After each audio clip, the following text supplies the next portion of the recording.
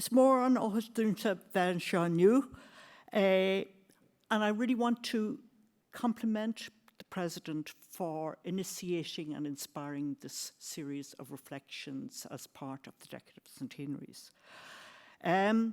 Before exploring the difficult and divisive issues relating to the treaty and the subsequent civil war, I think it'd be helpful for a moment to reflect on what remarkable achievement Dáil Éireann secured in getting a ceasefire and a treaty with Britain, which was then one of the most powerful nations in the world.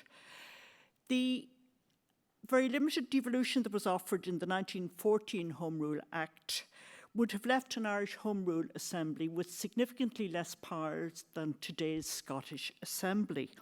By contrast, the 1921 treaty gave the new state Dominion status, which had an external guarantee that it was similar to that of Canada, and this was given at a time when the Dominions were expanding and securing much greater autonomy than they had ever enjoyed before, and Ireland was a beneficiary of that expanding autonomy, as Fergal McGarry has indicated. The treaty also granted full fiscal freedom, which was certainly not on offer remotely in 1912-1914, and this was highly significant, probably a deal breaker for Arthur Griffith, because it was something that he had long campaigned for as essential if the Irish economy was to develop as its full potential. The 1914 Home Rule Act and the 1921 Treaty both evaded the thorniest issue of all, that is Ulster. Both left the long-term settlement in terms of borders and or all-island governments arrangements for a later determination. But I think we can argue that the remarkable success of the Irish campaign, both domestically and, as Fergal has emphasised, internationally, may have led to a certain hubris, a belief that anything was possible, including an Irish Republic, however that was defined.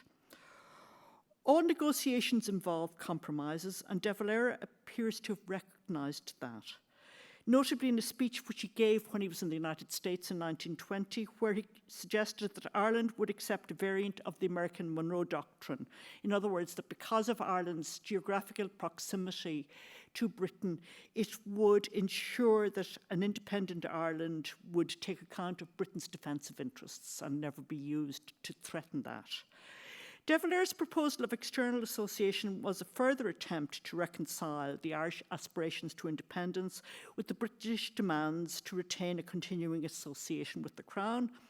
But as Dermot has emphasised, De Valera sat on the sidelines during the treaty negotiations, and it's unclear that the Irish delegation fully comprehended or accepted the external association option. There's no evidence that members of Dáil Éireann or the rank and file of the IRA were remotely aware that the negotiations would involve some compromises by the Irish delegation, and neither was there any detailed discussion among the Dáil ministry as to what form these compromises might take. Although Dáil Éireann existed as a legislative assembly from January 1919, the meetings were very irregular, they were poorly attended.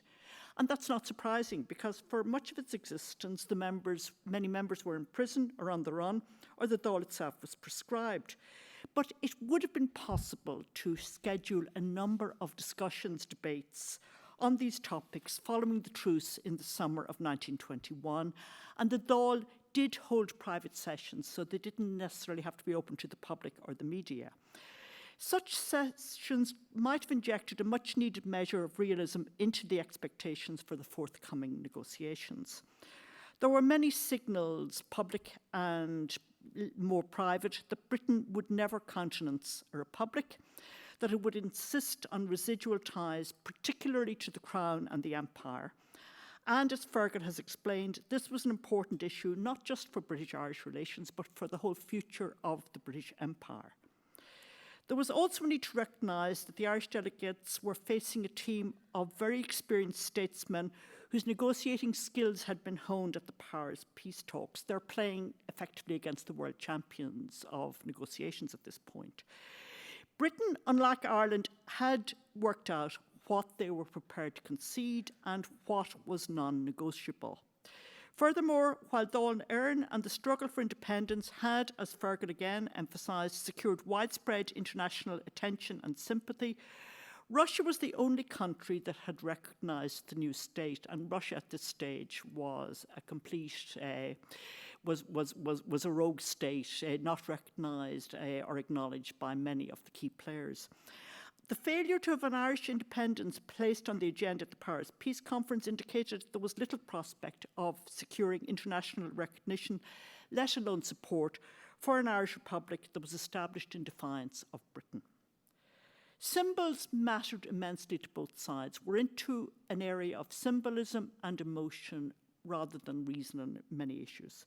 For Britain, the crown was paramount, though frankly, in the early 1920s, the precise nature of the monarch's practical authority was very ill-defined, but the symbolism really mattered.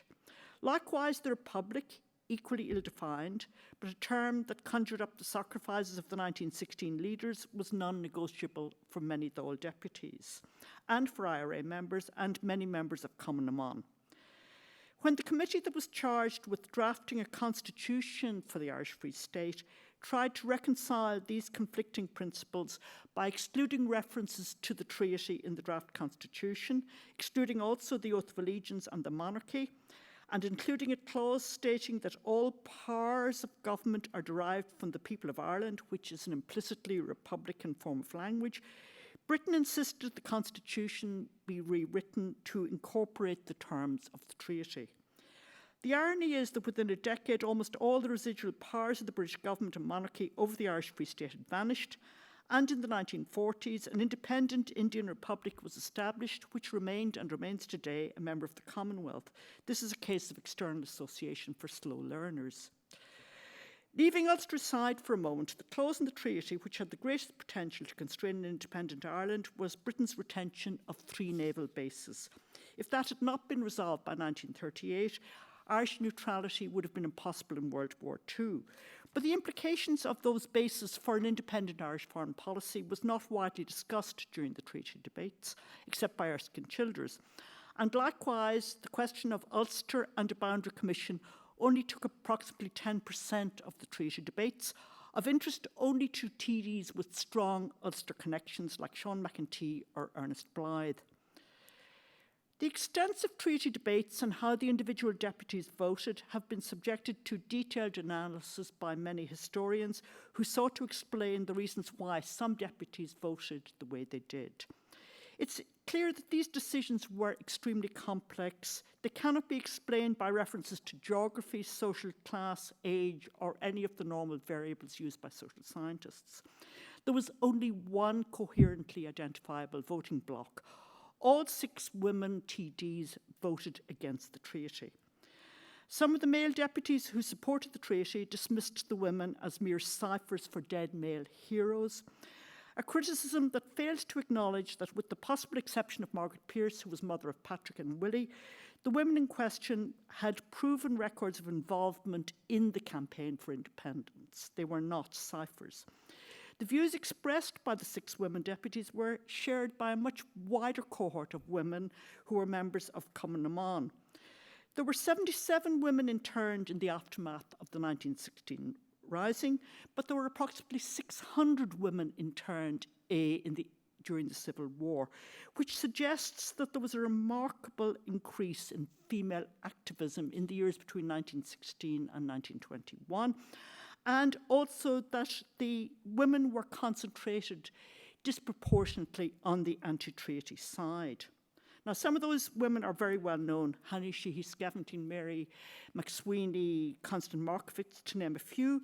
Many of those women have been forgotten, and I think we need to understand them better. Their lives are only now being explored.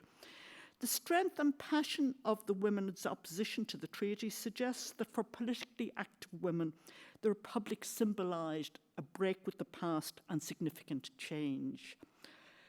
The treaty split and ensuing civil war threatened the survival of the state. The bitter divisions, the violence and destruction gave comfort to those, and there were many, who believed the Irish people were incapable of self-government.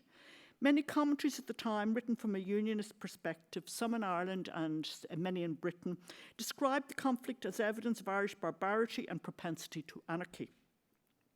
Britain had its contingency plans in place for a naval blockade of the Irish ports, the first step to resuming control if the anti-treaty forces had prevailed. Many of Irish business elite and banking elite would have welcomed that collapse of the new state and a reversion to some form of subordinate status to Britain. In the years 1922-23, as Ronan Fanning showed, the Irish Free State secured much greater sympathy and practical support from the British Treasury when it was running out of money than it did from the Irish banks. At issue also was the survival of a parliamentary democracy, though I agree with Dermot that the story is more complex than Tom Garvin might suggest.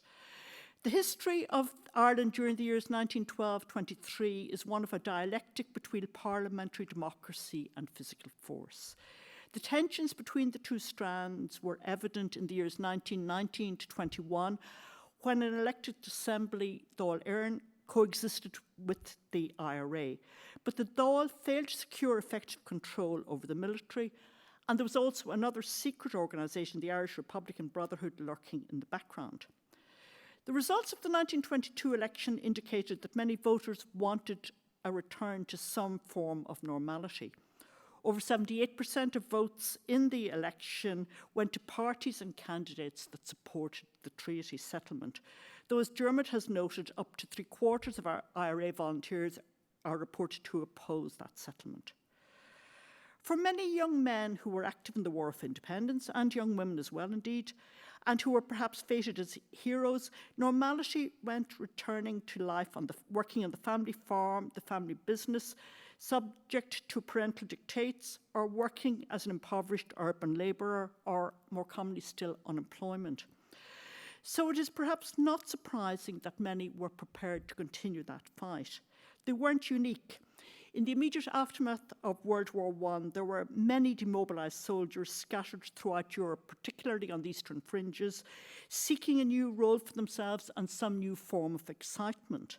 The Black and Tans were recruited from such men, and the large numbers recruited into the Irish National Army in 1922, following the outbreak of civil war, included many Irish men who had fought in the Great War. Government victory in the Civil War doesn't end that threat of violence from the IRA and its offshoots, or from demobilised and disenchanted members of the National Army. This remained a recurring prospect throughout the first decades of the new state. There were no real winners in this conflict, with the possible exception of Sir James Craig and the Government of Northern Ireland, who were granted the time and space to consolidate unionist rule, including the abolition of proportional representation, while nationalist Ireland fought a bitter and divisive civil war. The emotional and physical consequences of this conflict were momentous, as the stories that Dermot has told us from the military pensions files indicate. And the cost of repairing the physical damage, on top of the destruction caused during the War of Independence, was a crippling burden on the new state, and one that forced that government to adopt a policy of austerity with respect to spending on social and economic development. Mary Cullen has noted that one of the most striking features of post-treaty politics in the Irish Free State was the sudden disappearance from the public political arena of many of the women who had become prominent there.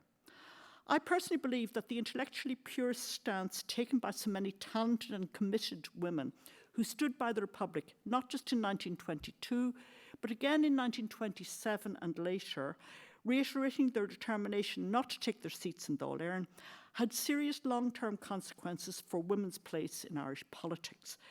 Their abstention made it possible for male politicians to indulge, as sadly they did, in outbursts of misogyny, stereotyping women as incapable of participating in democratic politics. P.S. O'Hegarty described Republican women as the implacable and irrational upholders of death and destruction. He claimed that with women in political power, there would be no more peace, and he wasn't alone. If I was to summarise the 1920s in Ireland in one word, it would have to be disillusion. The heady expectations that were associated with the Irish Revolution, the 1916 proclamation, the democratic programme of the First Dáil, the promises of an end to the degradation of British-style poor law, The hopes of many landless labourers and non-inheriting farmers' sons that they would acquire land and become farmers all faded away as the new state and its people struggled with the realities of unemployment, poverty, and emigration.